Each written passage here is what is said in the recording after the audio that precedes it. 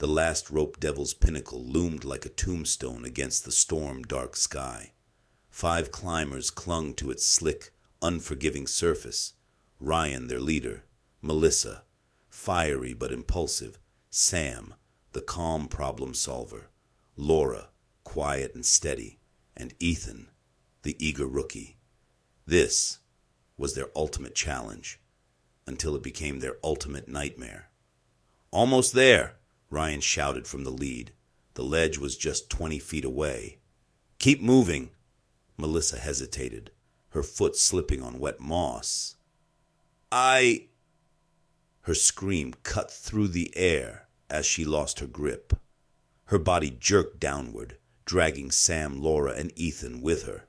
Ryan's harness wrenched violently as the weight of 4 climbers yanked the rope taut. The anchor bolt groaned against the rock. "Hold on!" he yelled, his voice raw with panic. Below him, the group dangled like a fragile chain, swaying against the cliff. "Ryan!" Sam shouted, his voice shaking. "The bolt's cracking!" Ryan looked up. The anchor bolt was fracturing under the impossible strain.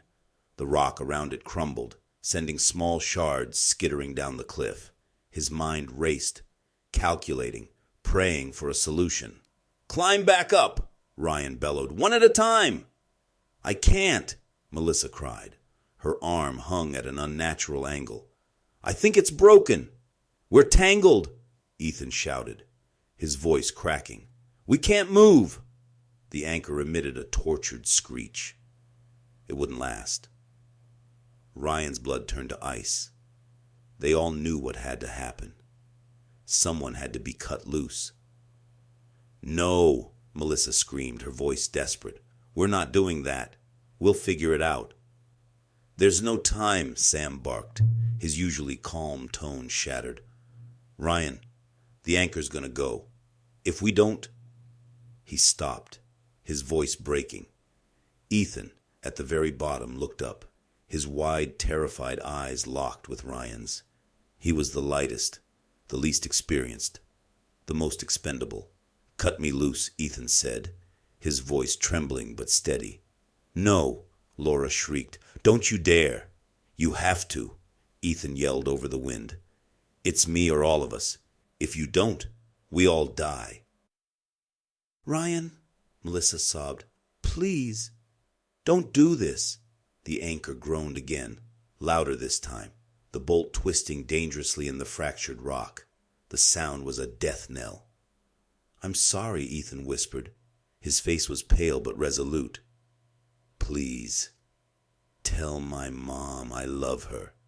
Ryan's hands trembled as he pulled the knife from his harness. The blade felt like it weighed 1,000 pounds. His voice broke. "Do it!"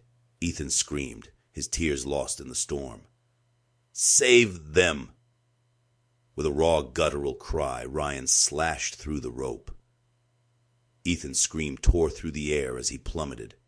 The sound echoed sharp and haunting until it abruptly cut off. The remaining climbers jolted upward as the tension on the line eased.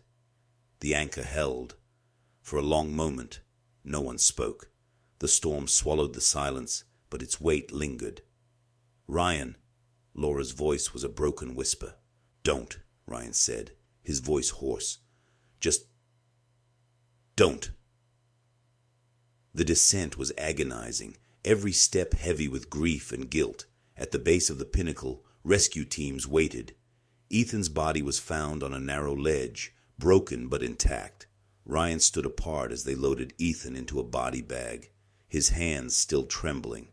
Sam approached him, his face pale and hollow. "You made the right call," he said.